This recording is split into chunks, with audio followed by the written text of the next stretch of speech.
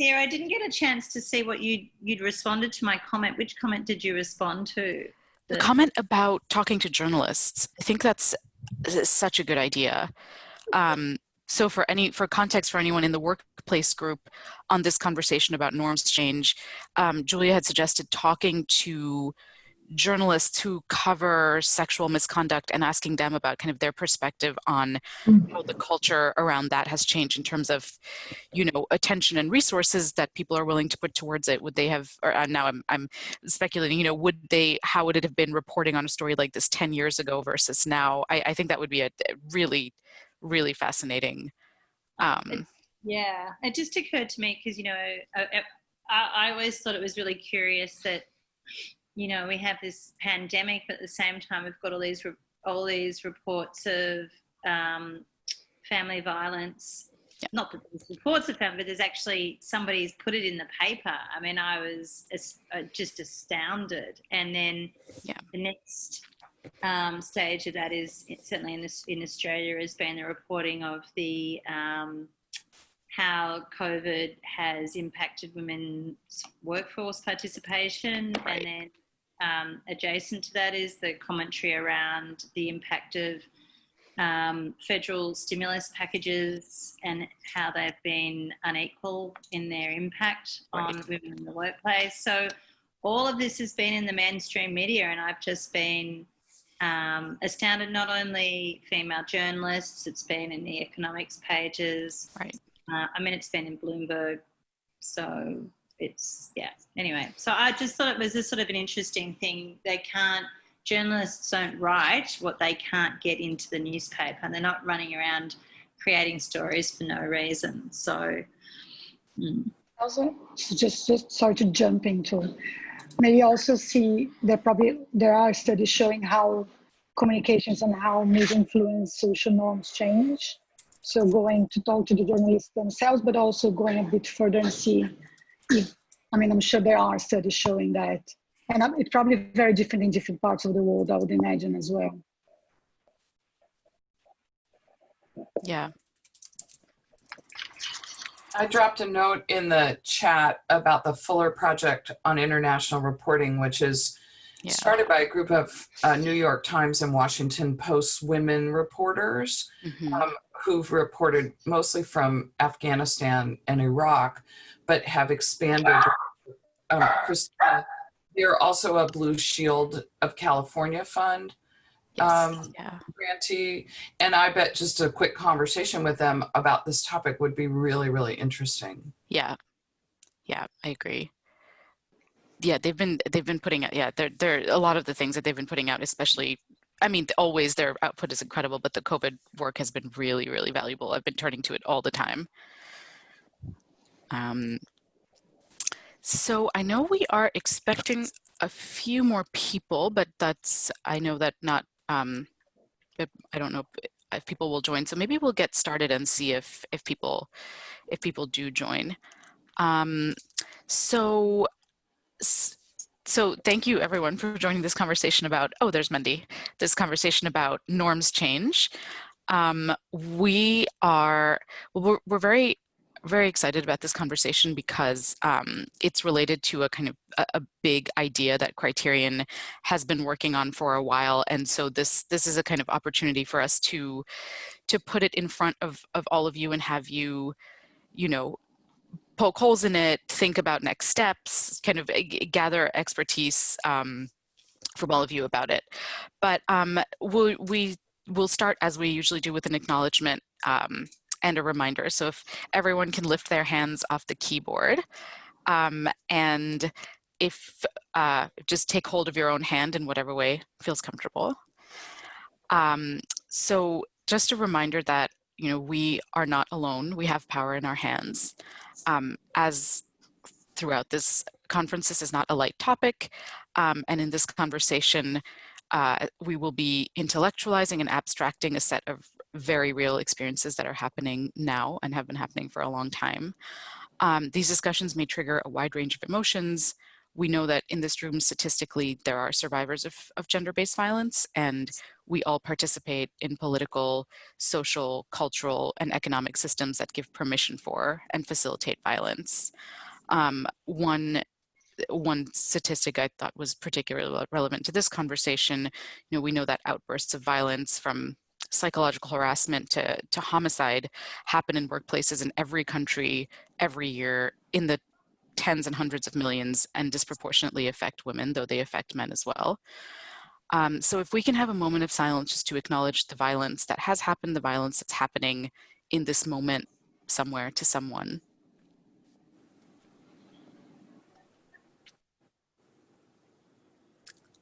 Right.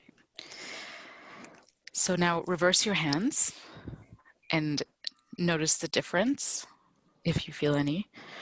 So we've come together to create new possibilities to address the epidemic of violence in our world, and we really hope that connected in new ways with people we haven't worked with before or spoken to before, over the course of these 3 weeks, we can do more. So let's begin.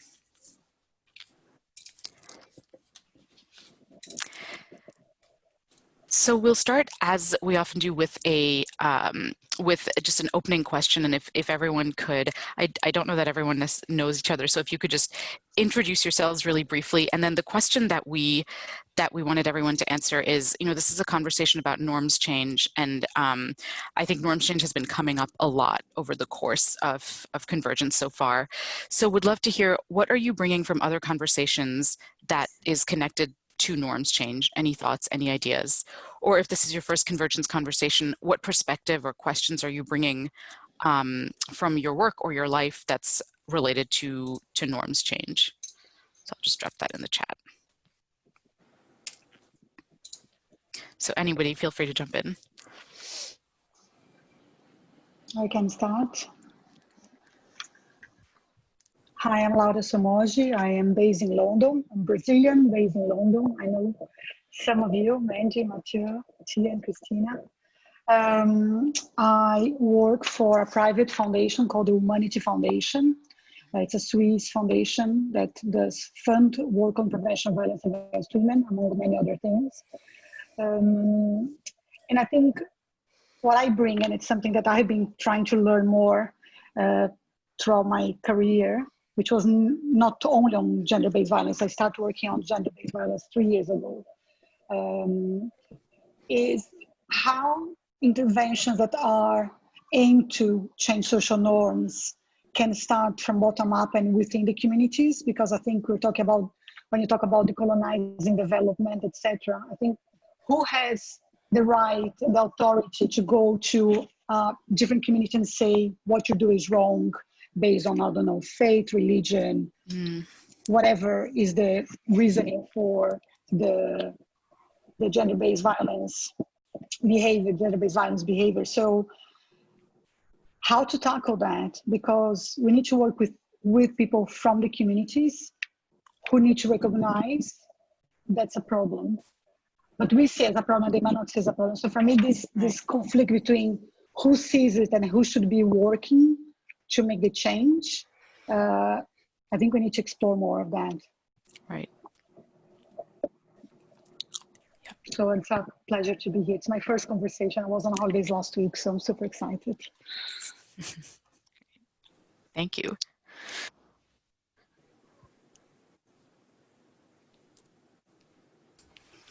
I'll jump in. I'm Ellen Friedman. It's very early morning in San Francisco, so I hope my brain is working.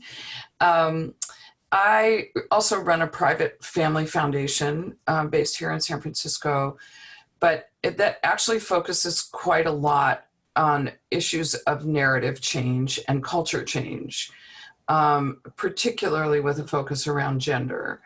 I have, since I was a young person, I've worked on gender-based violence issues and was an organizer for many years in California, particularly on inter-partner violence, and have been on the board of an organization called Futures Without Violence that has actually focused on cultural norms change. And I think what I bring to this conversation is almost 30 years of thinking about this question of what does it take to change hearts and minds on this topic.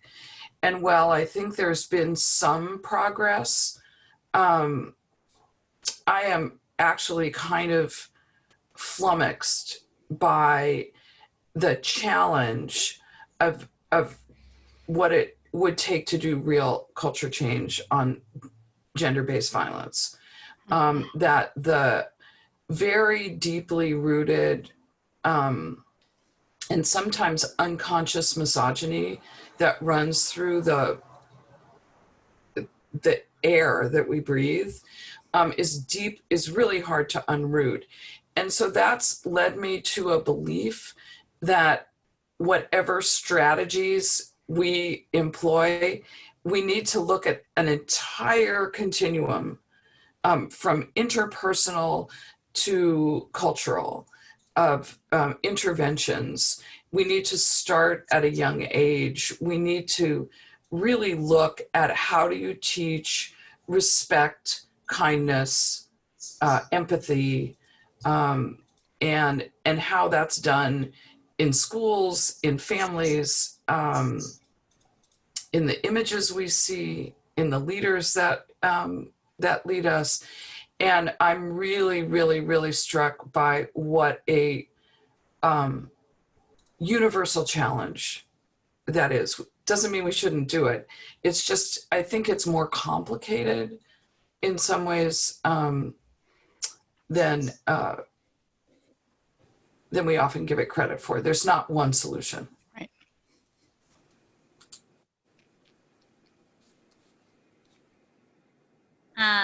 Tia, I can go next if you like. So if we're talking, I'll just start with what I'm bringing from other conversations. I guess one of the things I've been really interested in is how gender-based violence is seen in society. So one of the first conversations for me was the megatrend question. So that for a lot of people, a lot of the group unpacked it, trying to work out if gender-based violence becomes a megatrend because it's investable. Is it a megatrend because lots of questions. I probably can't remember the rest of it, but anyway, excuse me. So I was quite interested in that because from the other side of it, as someone who is trying to try to understand from a finance point of view how we can see inside companies and what companies are actually doing. Mm-hmm. What are we actually asking companies to do and change in particular? So the whole what do we want? And then how do we know that they've done it? So I guess my background is in very plain corporate land, and I've sort of spent a lot of time creating measures and trying to interpret measures. So I know there's a lot of, and also as a board director currently interpreting those measures. So what is it we actually want to see? And I think from an Australian perspective, where a lot of funds are using ESG as their tool of social change in finance, but not incorporating or integrating gender really very deeply. Mm-hmm. I'm interested in how that can be better achieved.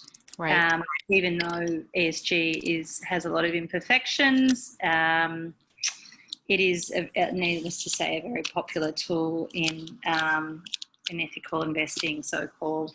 Yeah. Albeit views about that. So that's, and I come to Criterion from meeting Joy in a workshop she conducted last year. And when I sort of understood the theory of change, I felt, well, that's pretty obvious, isn't it? So why is this so hard?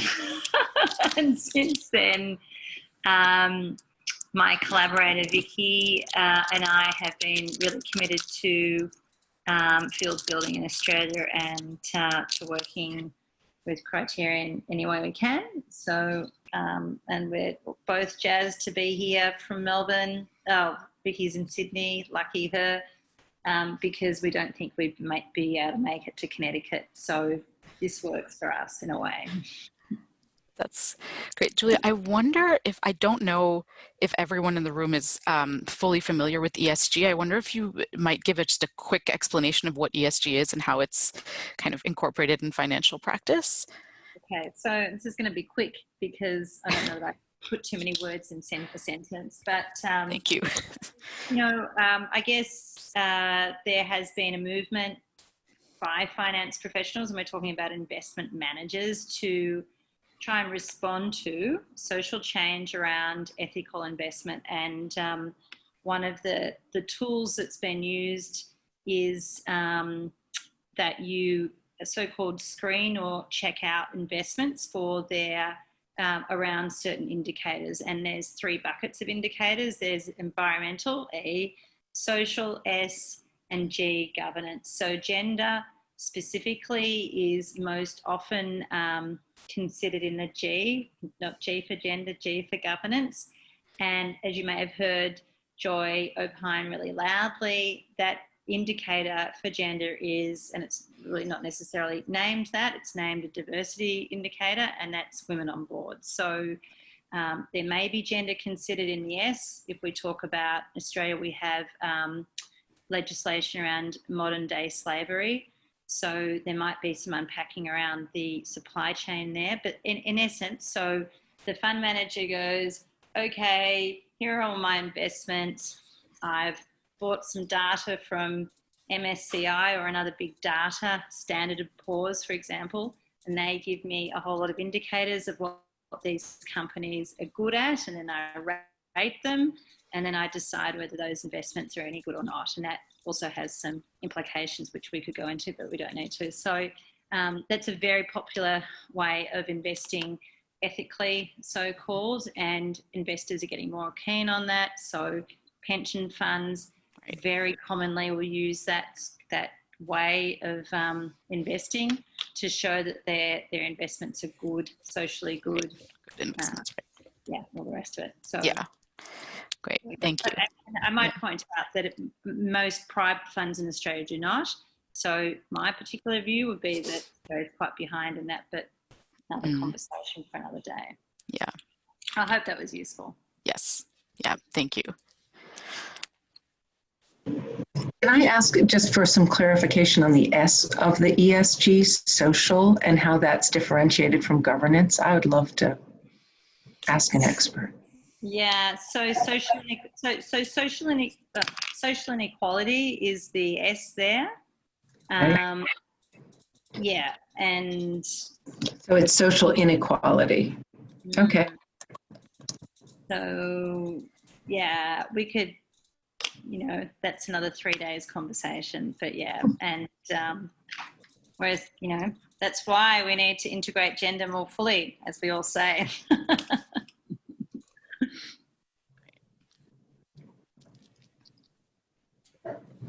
You want to go, Nina, or should I jump in? Oh, jump in. Okay. Hi, I'm Mandy Marsh. I'm the co-founder and executive director of Voice, which is a fairly new organization that's working to help institutions stop sidelining the voices of women and girls from work around violence against women and girls, especially in the humanitarian setting. So conflicts and disasters. So I've been working in the violence against women and girls field for about 20 years. And a lot of that experience was within really big institutions like the UN system itself and the humanitarian architecture that goes into a crisis. And that system has historically sort of eclipsed the visions, the lived experiences, and the knowledge and expertise of women and girl-led organizations. And within those systems itself, it's often a terrible environment for women to work within.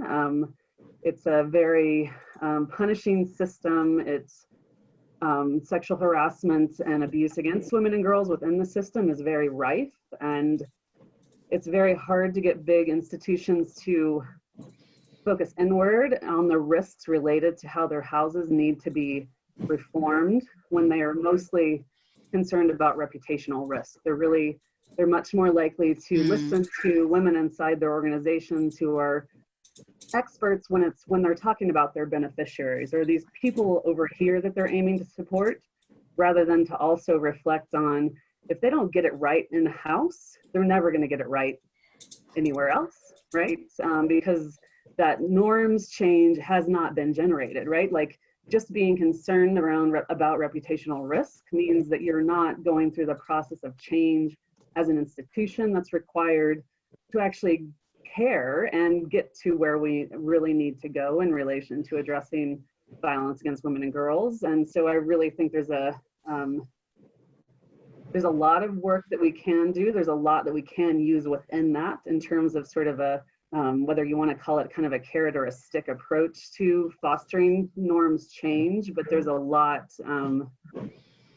there's just a lot to be done and a lot of change that we can generate, I think, collectively. And I think what you said, Ellen, really resonates. I mean, I think it really starts from the very beginning, and women and girls are not generally respected as leaders. We're not thinking about how young girls start losing their confidence at the age of 12 as compared to boys. So all of this starts really, really early, right? And that gets translated into these big patriarchal hierarchical systems that exist, and that really is deeply embedded in our corporations, right? That don't think about not only do they not think about the women inside their houses, right?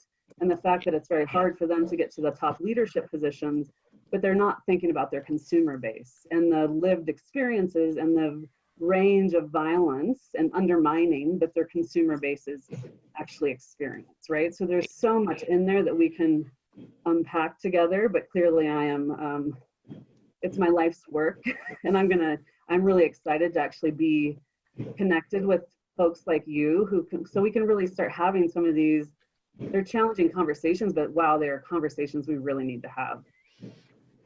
Yeah.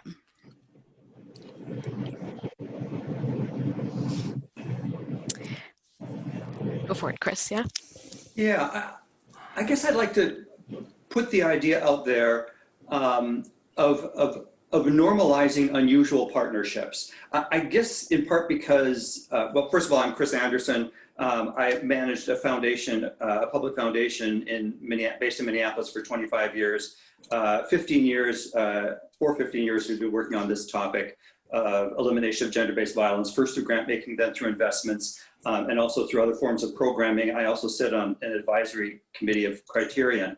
And I guess I often find myself as sort of a non-norm participant as a male. I more often find it because I ran this Christian charity. And sometimes it's in the gender space and sometimes it's in the investment space. And I've often found myself having conversations with people within this circle, encouraging them to form unusual partnerships, to bring people to the table that they might consider outsiders.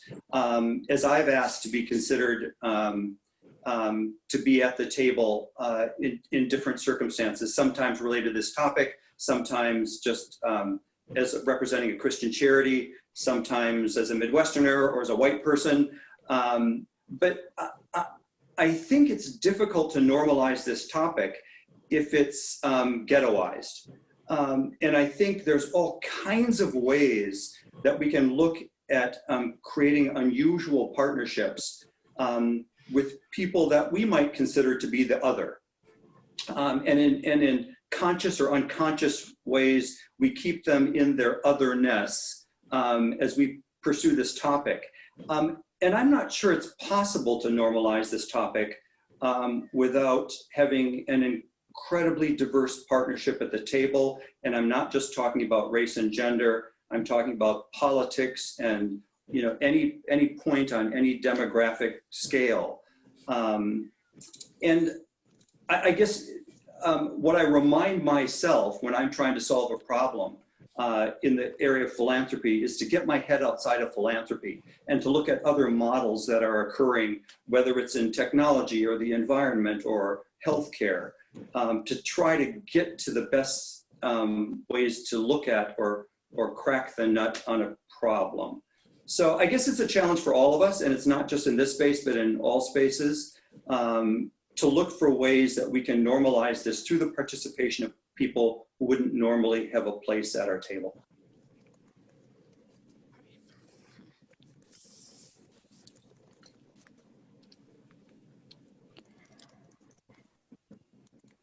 Thank you, Chris. And I really appreciate that, Chris. I mean, I think that's one of the big reasons why I left the massive UN system after 10 years, was because I was sick of having to try to operate in a system that doesn't always adjust to bringing in those non-traditional, different kinds of partners, thought partners, different kinds of innovators, because it's going to take all of these sectors, all of these actors to really change what is this. You know, we need a recreation, right? We need a recreation of the world in so many ways, right? And so we can't do that if we're not bringing all of these different kinds of thinkers and institutions and groups together. yeah.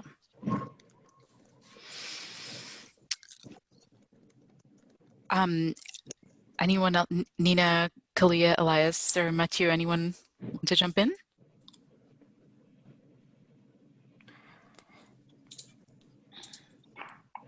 Sure.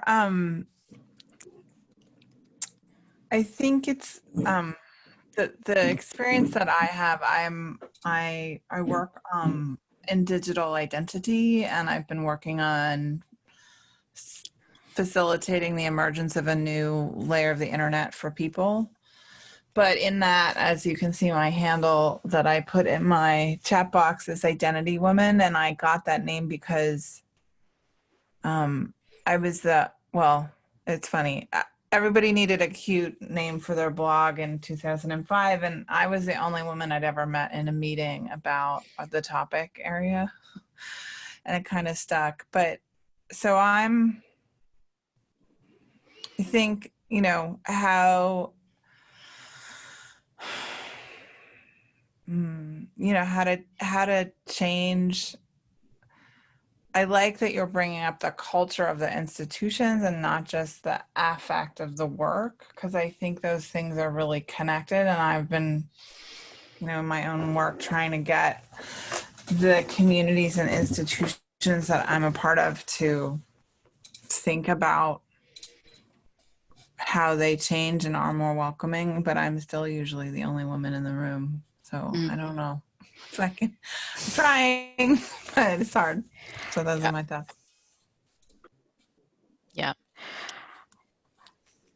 So it looks like Elias put his in the chat. I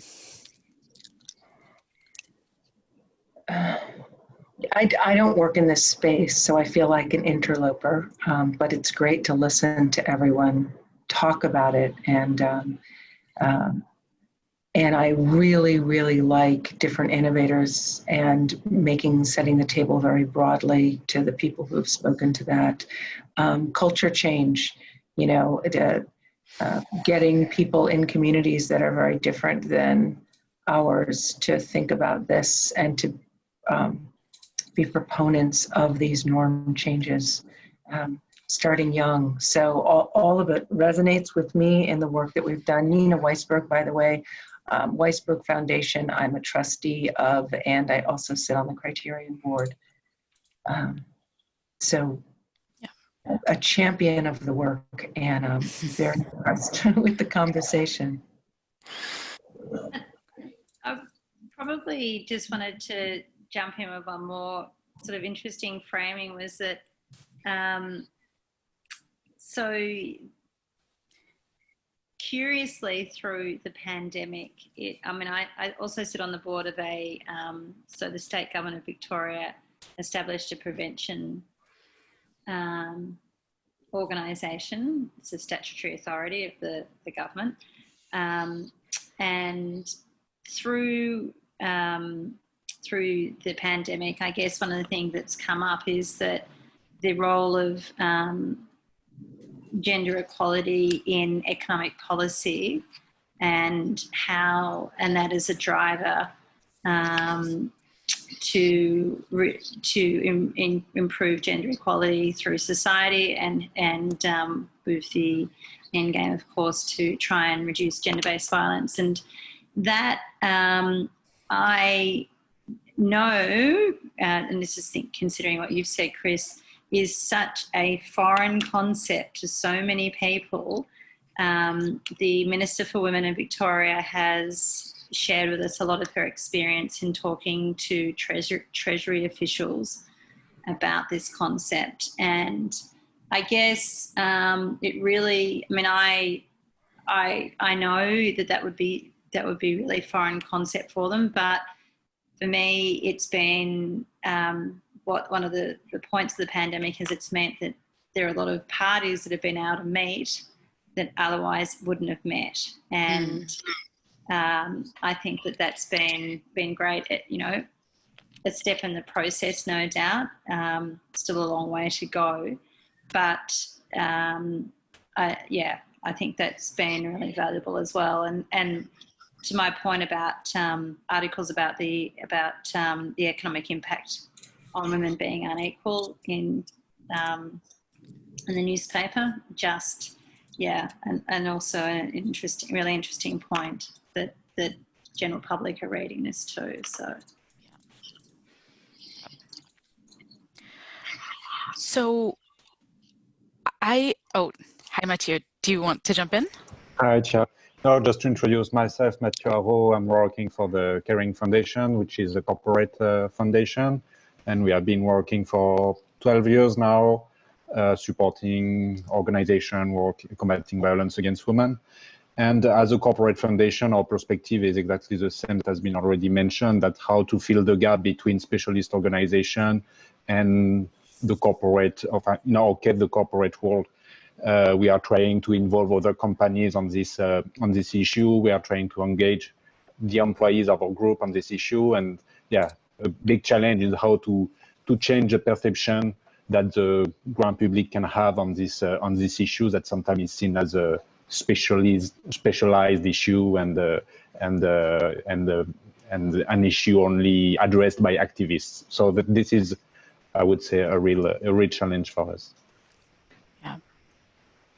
Thank you. Yeah, that's really, I think that's one of the recurring threads is that, I mean, not people who are in these conversations here, but everyone thinks that this is something that's happening far away from them. And that is one of the many challenges.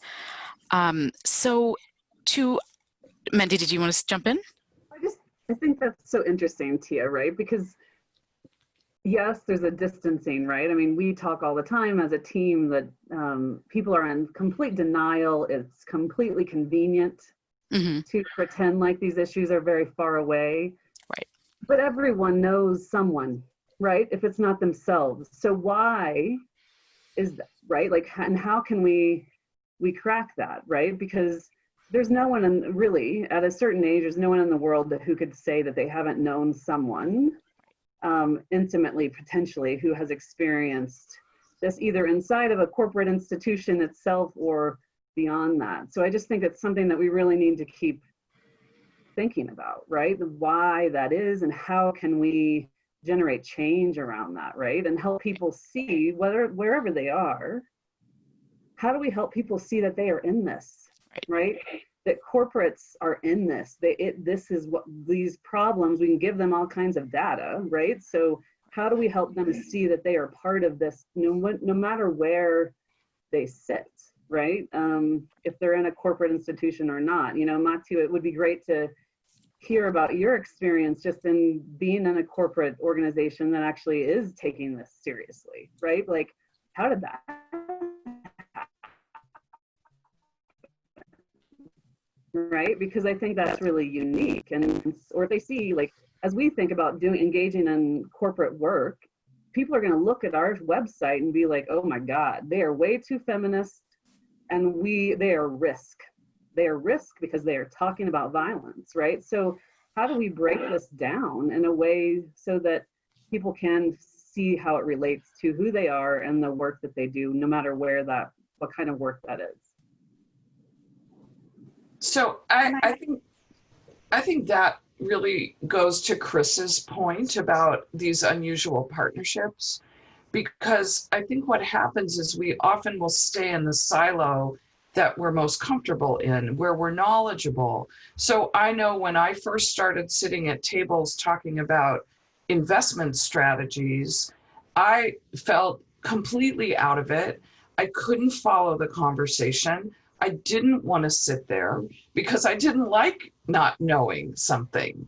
I didn't like being the learner at the table after so many years of being somebody who actually knew something about a topic. And particularly coming from the activist world, interacting with folks on this set of issues around investment and corporations is antithetical to how you think about yourself and your work. And so I think that really unpacking how we sit at a table together and have really authentic conversations that I don't feel stupid if I don't know what ESG means or what megatrends should be or how investment portfolios are structured. I mean, and you all don't get uncomfortable when we start talking about policy platforms. I mean, whatever it is. And I think that experimentation of having those multi-sector, multi-dimensional conversations to be able to have a map of how change happens is something that we haven't been very good at. Can I just add something? I think just to mention, my previous experience was on partnerships. So I worked for a big corporation for 9 years for Unilever, managing partnerships between the business and UN agencies and NGOs on international development work. And it was super challenging because we came with really different agendas. And I think one of the biggest challenges on building these honest and open partnerships with people who you may see as the kind of the bad boys, and we were seen as the bad boys by the likes of UNICEF, Save the Children, Oxfam, you name it. And to be honest about what's important from your point of view, what's your agenda there, because not everything will be common. So I think there are two main challenges that I faced many times. One is understanding what's the common ground, what's in for both, or for the three of us, or whoever is going to be part of the partnership, but also being very honest about your individual agendas and knowing that, being honest about it. Maybe the partnership won't be able to deliver all the points that we are looking at, but it's important that all the parties know what's their individual agendas. They're not having hidden agendas, because I think that's the problem, because normally the hidden agenda undermines the common agenda we're trying to build. So I think having honesty and knowing that people are there for common reasons and for individual reasons, and that's okay. Otherwise, you never find a common ground. So I think I faced that challenge many times. And if they're not open, they appear like during the process. And then you get really annoyed because you didn't know that was a part of the other partner agenda. And if you knew from the beginning, you probably would have saved a lot of energy and would be able to focus on what was really common there. So I think just because that was a real challenge in building these honest partnerships, which I think that's what we need. And people have different interests in the topic. And Tia, I was just going to say, I think that the conversation around social change is really fundamental, because there are many organisations and many corporations, as we know, that have no clue on this point. So it's not on their radar. What's on their radar maybe is the fact that when certainly in listed corporations, when they listed, they may have had to adopt some diversity policy. Maybe if they have more than a certain number of employees, they need to churn out some statistics, and that is all. And it is ironic because the cost for those companies who have the most risk, so the cost of in terms of reputation and impact on their profit line it goes up as society's view around them changes. So there's definitely a dividend for us to try and change society's view as well, because it becomes more costly a problem for these corporations that are continuing in their practices. And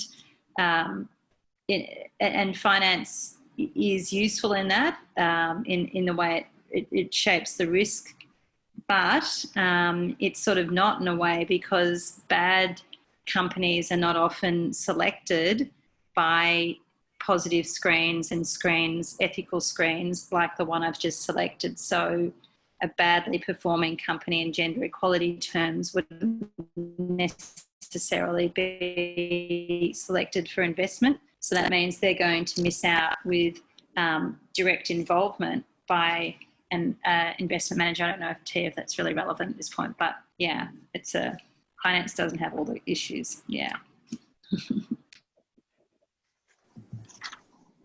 Yeah, I don't think we can hear you. Chia, I think you're on mute. No, couldn't hear you. Maybe try without the headset.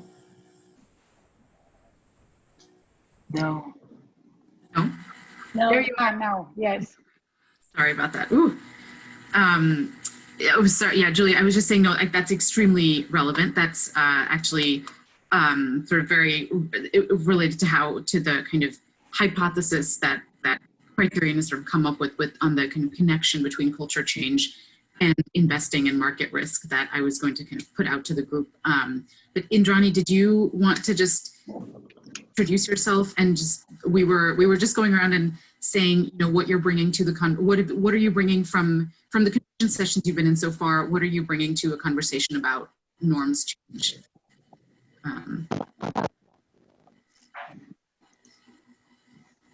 Ooh, I don't think we can hear you.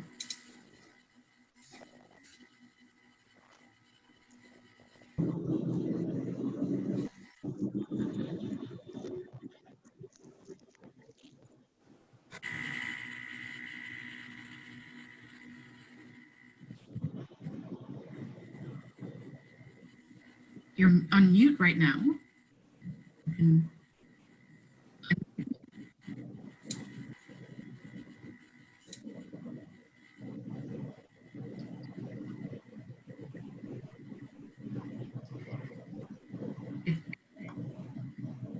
No, we can't hear you. Okay, we'll move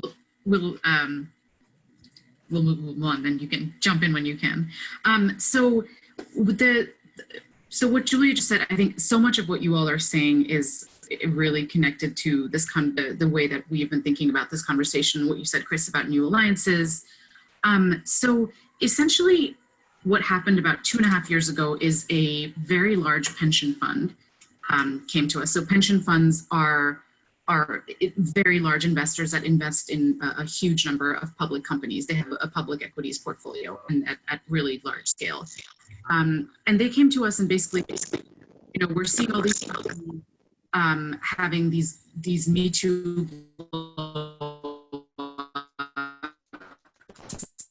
and it's tanking their stock price. Sometimes the companies are going under our portfolio. We don't want that in our portfolio. Can you come up with a methodology for screening out companies where gender-based violence would be a risk to our portfolio?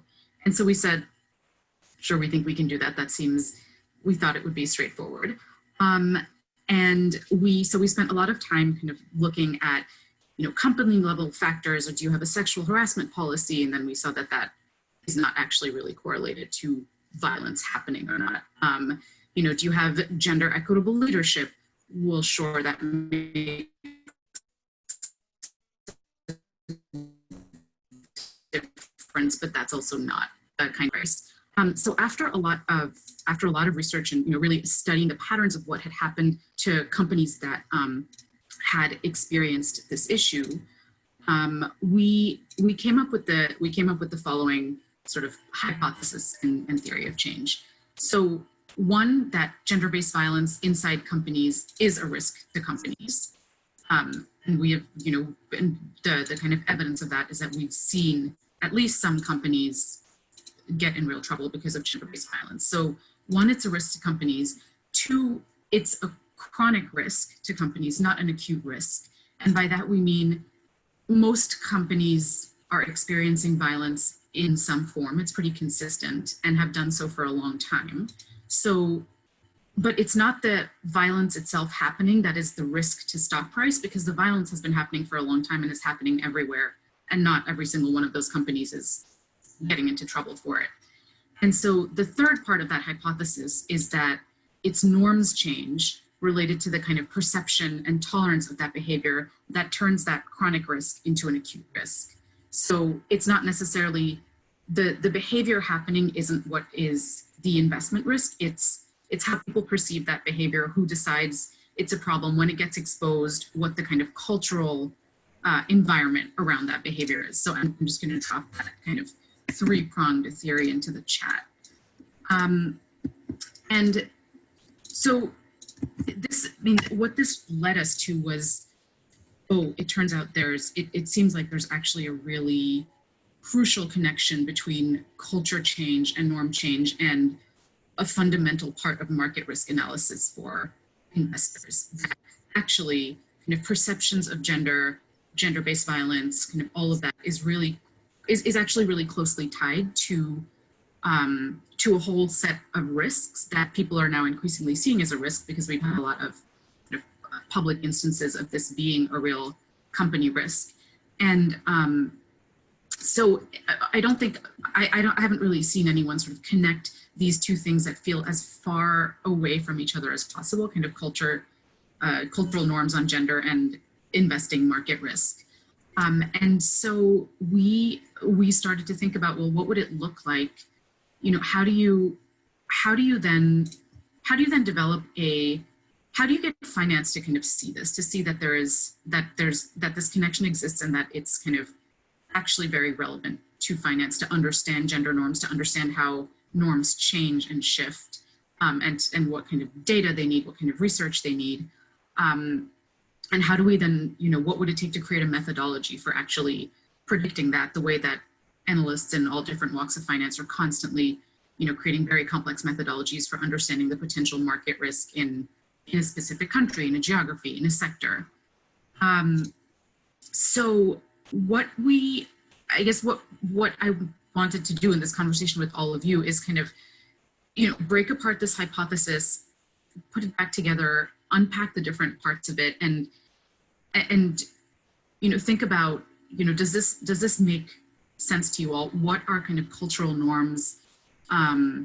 What are kind of cultural norms that are relevant to this? Are there opportunities to then build some kind of practice that is bridging traditional finance and norms change work, because there's a kind of relevance to both that might not be obvious, and think about what would it look like to actually, you know, and maybe this is the first question I'll put out to you, because I think we've talked a lot so far about norms change. How do you measure norms change? What are the signals that it's happening?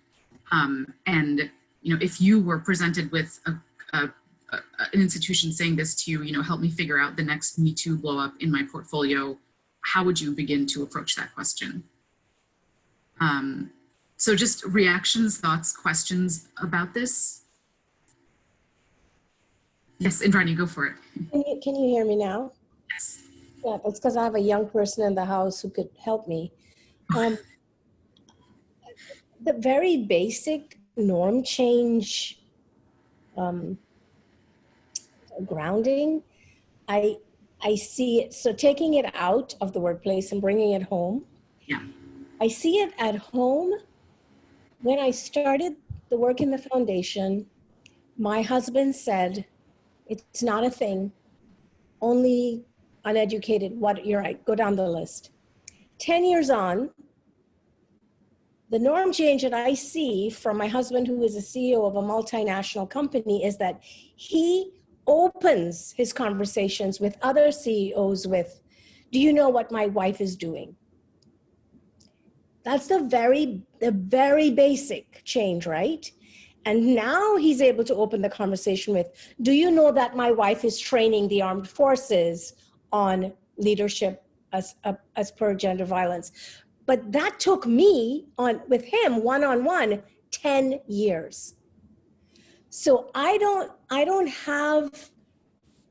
know how we compress that time, but I do know that it's getting to leadership and keeping the same message, the same script, to have a norm change. And I'm not saying I know what that script is. For me, it was just, this is the work, that's what I'm doing, that's what I'll die doing. And now he opens with the Exxon, CEO of Exxon with, do you know what my wife's doing? That just blows my mind. And I don't know how, and if I ask him how he got there, he will say, I was always here. So how, right? Nina is nodding her head. So I don't, and I've lived it and I still don't know how to break it down, but I know it's possible. So I think you raise a really, really important point, which is the almost quiet, silent organizing work that has to go on for a long time to change the hearts of people. And I just think here in the United States, I think about, you know, Black Lives Matter had been organizing for 8 years before things kind of erupted in the way in which they did this spring. And it was those years of organizing quietly when people thought they'd kind of gone away that that I think laid some of the groundwork for what happened.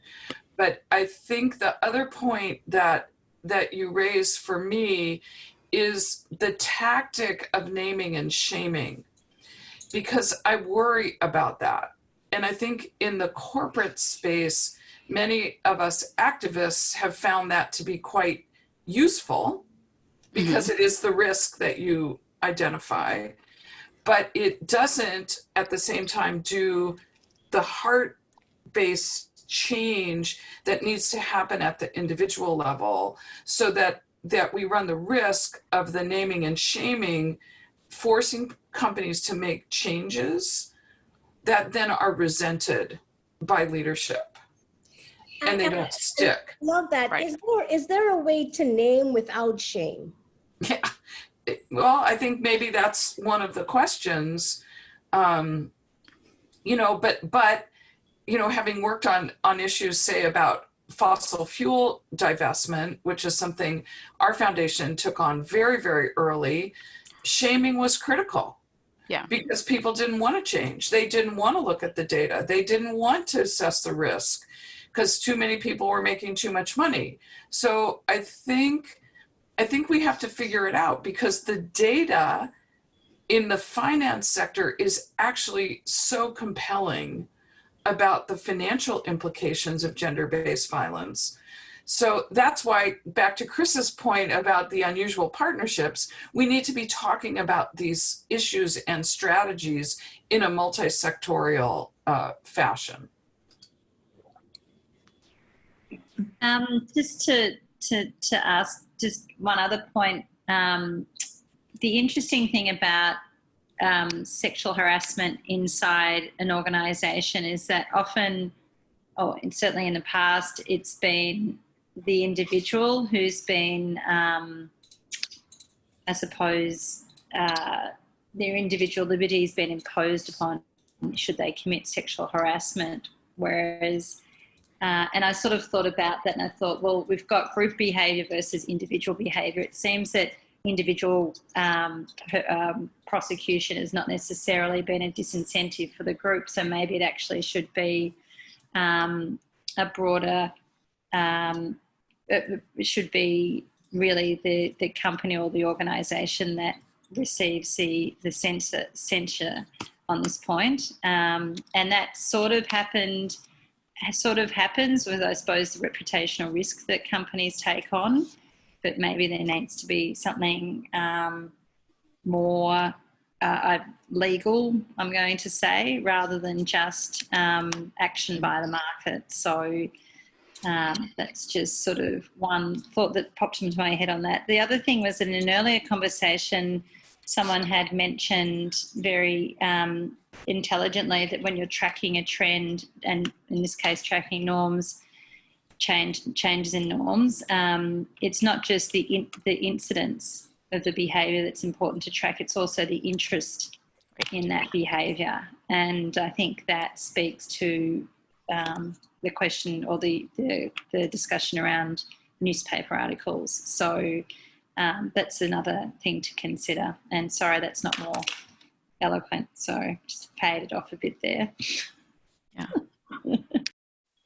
Isn't there a tension between, you know, the story you told about the pension fund showing up saying we see this as a risk, we don't want another Me Too blow up in our portfolio, how do we figure it out? But like wouldn't the incentive be to just keep suppressing these issues because then they don't affect stock, right? Like there's this inherent tension, and how do we incentivize large-scale cultural change, which will surface incidents and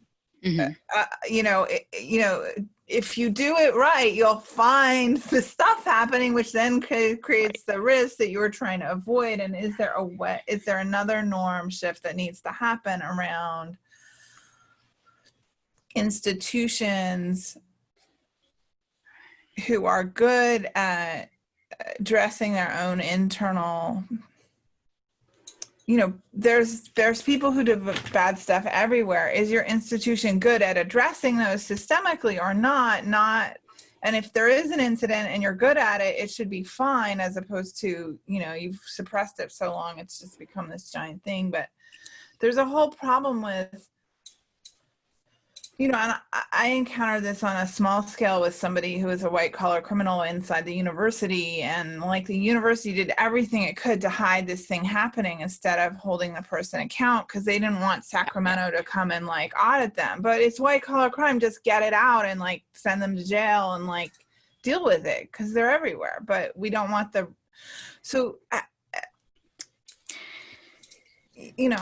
a tension in that. Yeah, I mean, that's the whole thing. Sorry, I'm just going to say one more thing and I'll stop. That is the whole thing. If it's a crime, then who's taking responsibility here? So I don't want to get too entrenched in a different way of looking at this. But if it is a crime, I mean, if nobody's taking responsibility for it, then there's no big deal. There's nothing to see here. So the directors can go home and sleep at night and it's all fine. So I mean, of course it gets out and then the market gets involved and all the rest of it. But I guess I'm just obsessing on the point of who's actually taking responsibility. And if it's a crime, then somebody should be. And how do we use that as a way of changing behaviour, which probably isn't, because crime doesn't work like that. But anyway, sorry, Tia. No. The other thing that I heard Kalia say, if I understood her correctly, which I think is powerful, is how do we accommodate forgiveness for transparency, as opposed to the markets appreciating suppression. I think what I heard her to say is, if a company puts in policies of transparency and really is looking for norm change, issues will be found. So in some ways, surfacing those issues, they are then penalized for good behavior in trying to surface these issues. So how do we accommodate an organization saying we are going to incorporate transparency, we are going to make norm change, and we know issues will be found? I think that's an important message. At least that's what I heard you say, Leah, and I think that's another thing to take in that I actually hadn't thought of quite that way before. Chris had something to say. Yeah, I guess I'd like to add that having worked on this issue for the time that I have, I've come to the point of view that I don't care how people get here. I used to. I used to want people to agree it's just wrong to beat a woman. And it is. But if they get there because as a corporate, a member of a corporation, they eliminate risk, come on in. If they get there as an investor because they're going to make money, come on in. If they get here because it will make them feel better about themselves, get in here. And I think norms change requires a variety of strategies with a variety of partners. Shaming personally doesn't work for me, nor does guilt. I've spent years in therapy, so it wouldn't work for me. But for some it does. And I think we just have to look at the range of ways in which people can enter the conversation and believe in the outcome. And again, that happens in such a range of ways, but I think we have to identify when and where it can be effective. And I guess I took issue with something Joy said early on, and I love and respect the woman, but in stating that finance is a very small part of this, yeah, in some ways it is, but in another way, it brought in a whole new audience with a whole different set of motivations than had been at the table when 30 years ago we were talking about, you know, shelters for battered women. It's a bigger conversation, and I don't know that shelters ever created norm change in the way that this topic has a capacity to do. So, yeah. Yeah, I totally agree with that, Chris. I mean, I think that's like, I'm so excited about the potential that there is so much that the financial world could do to help us tackle this problem. I think that the point that you highlighted from Nina that Kalia said is so important, right? Because it's often, if we actually do get a situation where women speak up about their realities in a big institution, often the action that's taken is actually much more detrimental for those individuals, right? So there's this toxic culture that comes in and blames the women, makes, in corporate situations, they often lose their jobs. Like it's, so if we aren't coming up with a way that actually does accommodate that forgiveness for taking action, then it's again going to be women who are continued to be, it's like the burden comes back to us, right? And that like the shelter idea, like why is it women who are on frontline, who are frontline service providers, why is it their responsibility to make all these changes that are required, right? Like they're not resourced to do it, barely what they do, much less kind of tackle these bigger issues. So I really think we have to come up with this way to highlight orgs can be role models if they take this seriously, that there are specific actions they can take that are going to generate the culture change that is required. And Julie, I appreciate this idea of like, maybe it is the institution that needs to be much more held accountable rather than the individuals, right? I mean, the UN system does a terrible job of tracking offenders, right, on an annual basis. I mean, it's like all the violence that doesn't even get close to being recorded is unseen. How do we track that trend? But then when we do have those nominal cases that are recognized, like that doesn't generate change, because then the organization just goes back to say, oh, it was just a few bad eggs in the organization, right? Like it's not that we've fostered an environment that allows that violence to take place, because that's what they're doing, right? And they're doing it for their consumer base just as much as they're doing it for the individuals that work in their homes, in their houses, their institutions.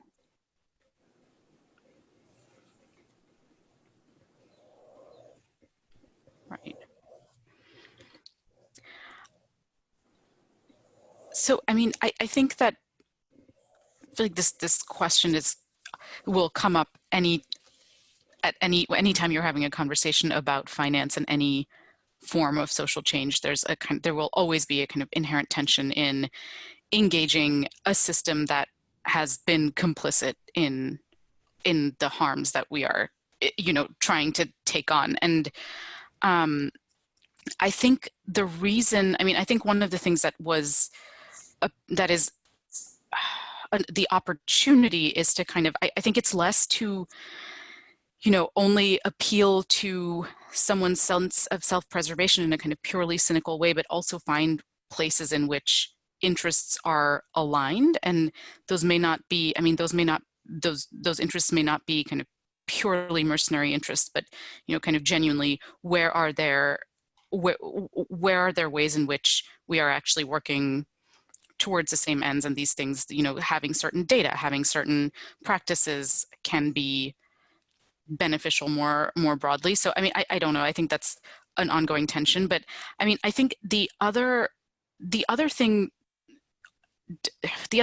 that we often say is that violence inside the workplace is obviously not the only issue. Is not the only issue within violence, and changing corporate practices is obviously not the most pressing thing that is going to solve all of it. I think the idea is that finance is a system of power, and if you have a system of power signaling that something is important to it, that has kind of effects well beyond the kind of individual companies that we may be talking about. So this is kind of, in addition to a focus on corporate practices, behaviors where those where we can have change there, it's also, it's a kind of powerful advocacy mechanism as well. If you have, as Christine and I were talking about this earlier, and she was saying to me, even the fact that a pension fund came to us saying, we care about gender-based violence, even if it's in a kind of, self-preservation way, that's culture, that's change has happened there. That wouldn't have happened even 5 years ago. And this happens to be an institution that, in addition to not wanting the next blow up in their portfolio, also has a CEO who really cares about this issue and wants to be a part of, even if there's not a perfect methodology out there, of writing about it and bringing on allies within the financial sector to take this on and kind of signal, have a kind of more issue salience within finance about gender-based violence. So I don't know, to Chris's point, I think there are ways of bringing in these different institutions to the table, whether, in a way that's not only naming and shaming. I don't know if that, yeah. So I did enjoy the conversation about mega trends, but and probably that what I'm going to say has been discussed already, and probably it will be more discussed with learning from kind of the climate change conversation. Mm-hmm. So some things became just kind of common sense, or not for everyone, but it's more than any time before, that these things are just not acceptable. And because I think for me, there's also like how much you can change internally if it's not sure the context hasn't changed. So when you see that what's happening inside, or what you're paying attention to is generally accepted, mm-hmm. you have much less pressure. So how you make the perception of risk and the real risk has a perceived and real increase in risk, because that's across the board seen as not accepted, not only internally in individual companies. Even if you blame the individual, blame the company, still you're looking at the very kind of micro level. So how do you, and that's the biggest challenge, like how you change the social norm in a broader sense, that whoever is not conforming to that bigger kind of norm then starts to be seen not as only the bad apple, the bad egg, but this is just part of a bigger problem. I don't know, I think I'm got a bit confused here, but it's just like how you make the change in a way that whoever don't conform with that is seen as, we can't accept that behavior anymore. Right. And I think that's what's been happening with the climate crisis conversation. So how do we kind of maybe learning from what were the steps then from that change in mm-hmm. what can be accepted and not, that could be translated or adapted to the gender equity in general and gender-based violence in particular. Mm-hmm. So I have to unfortunately drop off in a couple of minutes, but I think your point, Laura, about looking at the climate case study is important. And there were many, many elements to that. But one of the elements, and I've been thinking about this through this conversation, was kind of a coalition of the willing who were willing to step up publicly and say, we can do this. And it was a combination of some corporate leaders, philanthropic leaders, pension leaders, the Pope. You know, it was a range of public voices that were making the argument from a financial, a moral, a data-driven, and I think that there's a similar thing possible here, because gender equity as a kind of social force has gained momentum and is gaining momentum. And I think there are corporate leaders that understand the value, not just from a moral perspective, but from a financial perspective. And I think it might be interesting to think about what a kind of coalition of the willing, or whatever we want to call it, might look like, that would help to push the finance industry, the financial industry, you know, whether it's part of the gender smart investing work or gender-based violence work in particular, to figure out what that broad coalition might look like.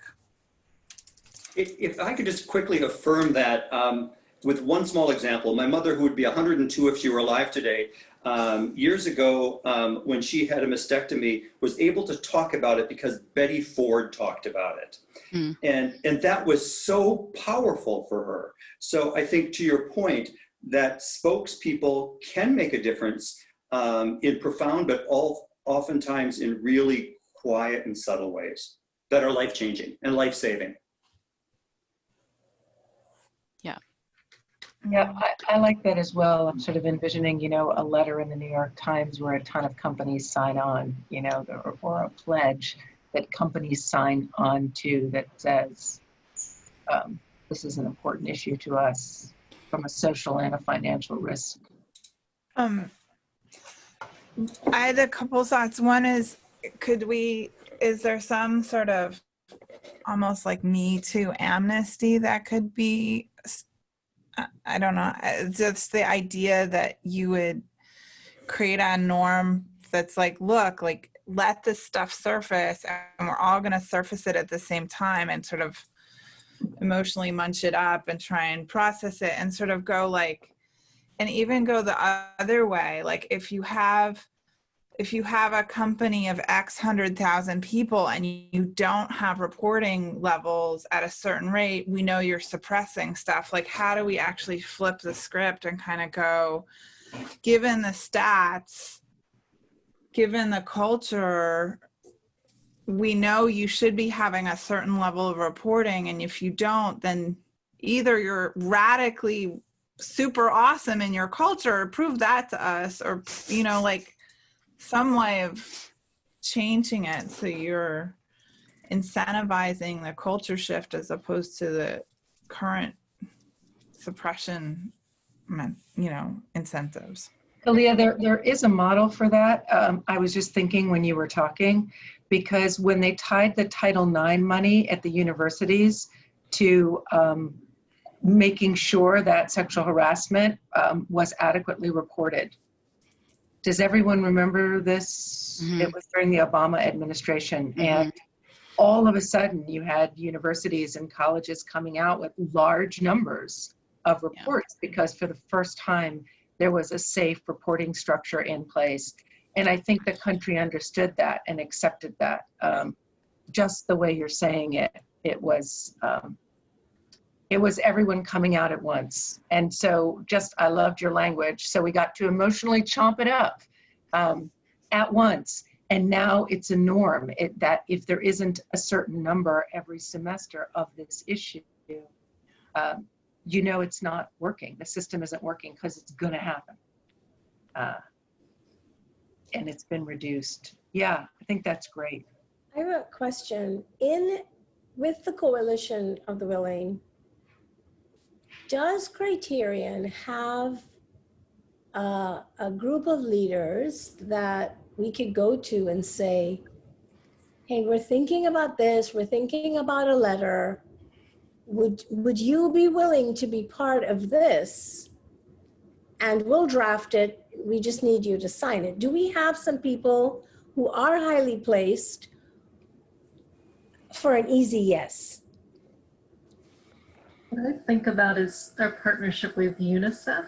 They're one of the sponsors of this conference, and we're doing a lot of research with them. And part of our partnership is to leverage the power of their executive director and her voice and her influence, and bring in their network as well. And I think that's one of several partnerships we have like that with different governments, and of course our network of financial institutions. I think it would be a matter of sort of designing what does that coalition of the willing look like? Who are the important voices that we really think will make a difference if they come together? And of course we have the $1 trillion campaign. Maybe this is something a little bit different, but.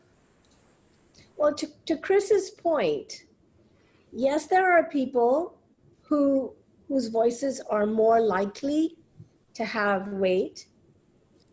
But what if we had enough people who weren't in that top tier, but there were enough that it would still make, so I don't care how you get here, just get here, right? So does it have to be a certain kind, or would we take, instead of A+ players, 2 A+ players, we'll take 10 B players? But quantity with the same script would make a difference. And if it doesn't make a difference, then we have data, okay. But at least we've tried something. I don't know. I mean, yeah, I think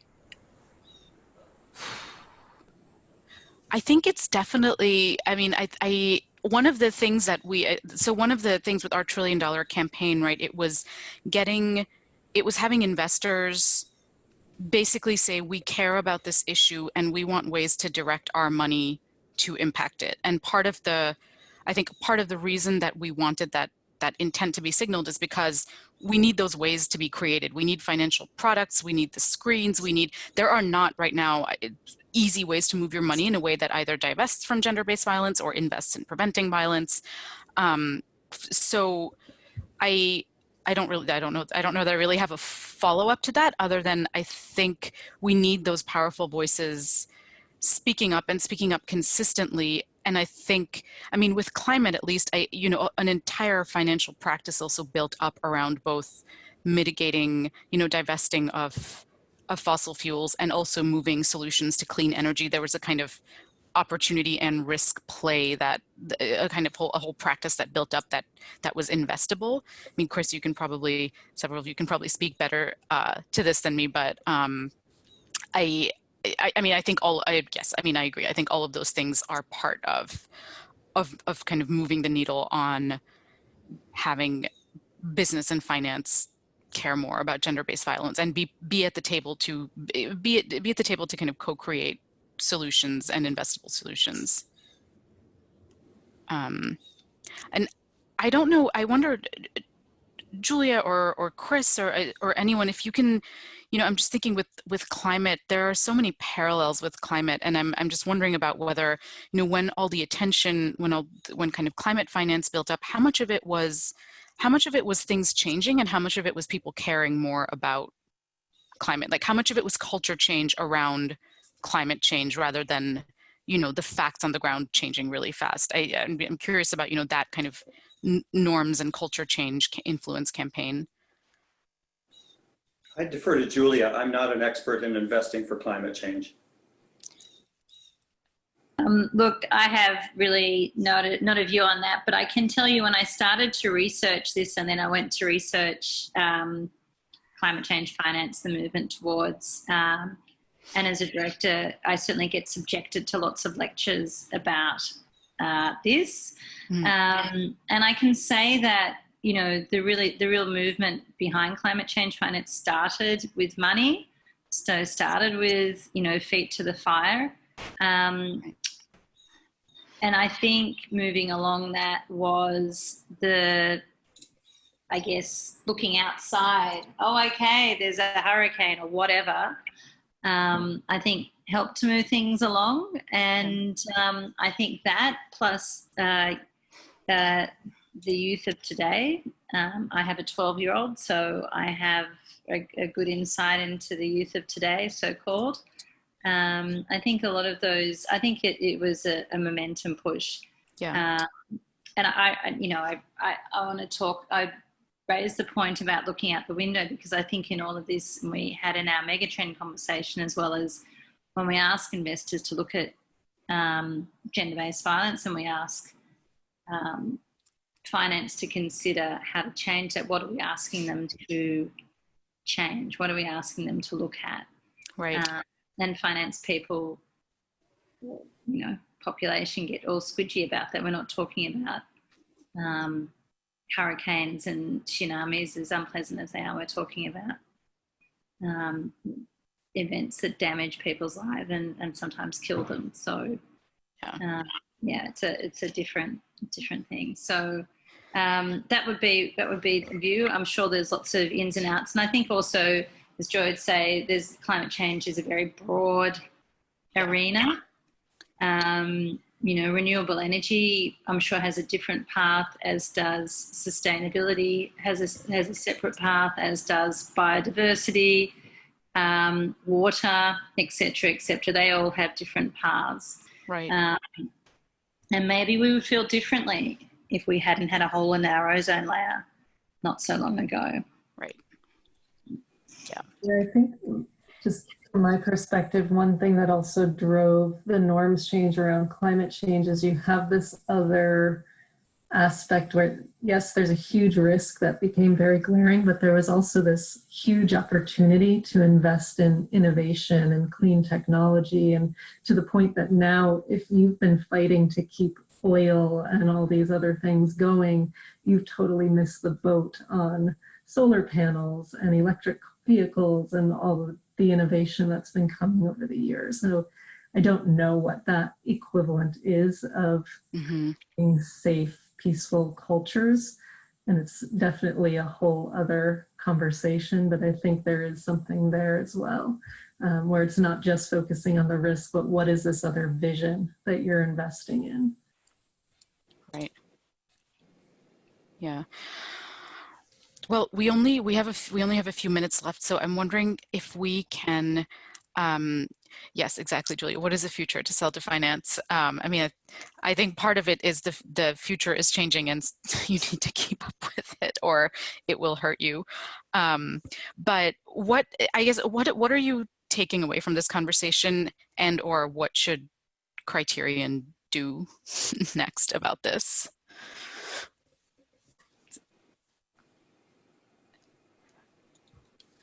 I think it's maybe mapping who should be part of this kind of coalition. I mean, I think there are lots of people who are already in the Convergence that probably should be part of this conversation. Yeah. And I mean, I don't know, I think it would be interesting to see, again, as I said before, and see, and going back to what also Julia said, like the elements from the climate crisis conversation, that we could create parallels and maybe use that as like a, as a model. Yeah. But it took a long time, right, to be where we are. So it's going to take I mean, if you use the same model, I don't know if you can do something more disruptive. I don't know. And I think, I mean, going to what Chris said, I also was in the beginning, or years ago, was like, okay, people should come to this conversation because that's the right thing to do. And now realize that that's not going to convince everyone. So again, as he said, trying to identify what would be the levers for change for different people and try to play around with the different ones for different people is not going to be only because it's the right thing to do. Right. What's right probably means different things for different people. So I think we need to identify with the stakeholders what is in for them and why they will be interested in the conversation, which will be different for different people. Right. You have also, I think that to build on what is already existing could be a starting point. You have in the UK, for instance, the employer initiative, which are a network of companies that are engaged to take measure against domestic violence in the corporate world. The Caring Foundation is also part of a network of European companies, 1 in 3 women, that is engaged to address this issue within the company.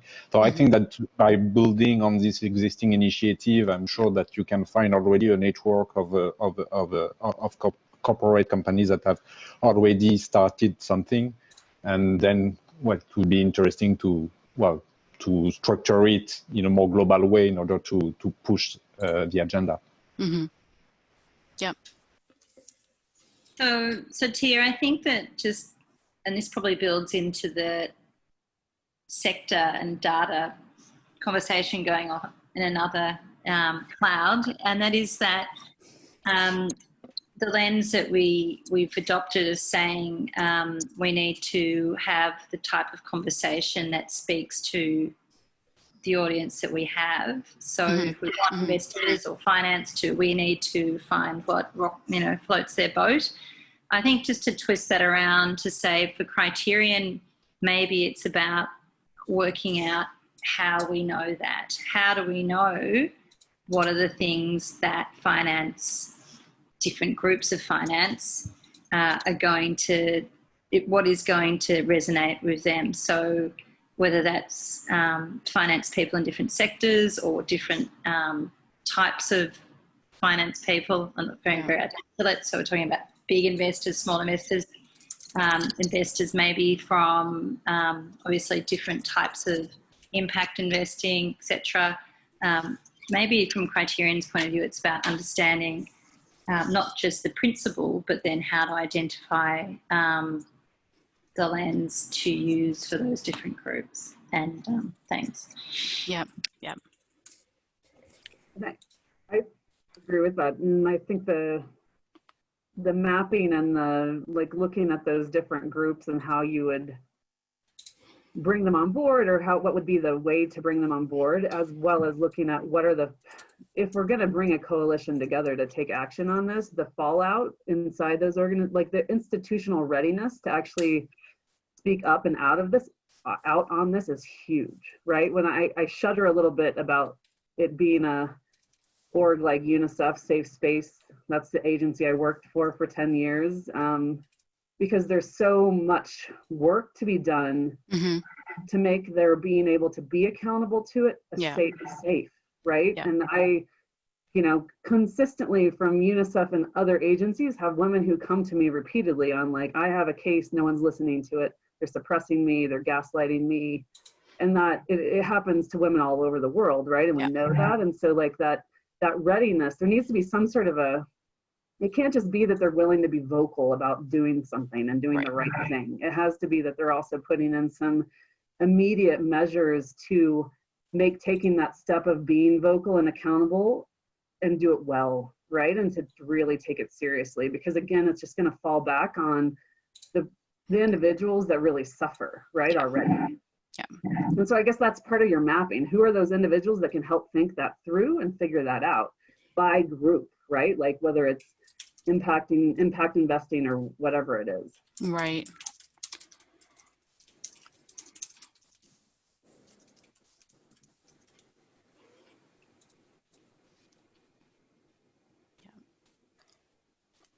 Anybody else on what you're taking away from this or what we should do next? It sounds like there's good consensus on what we should do next. So,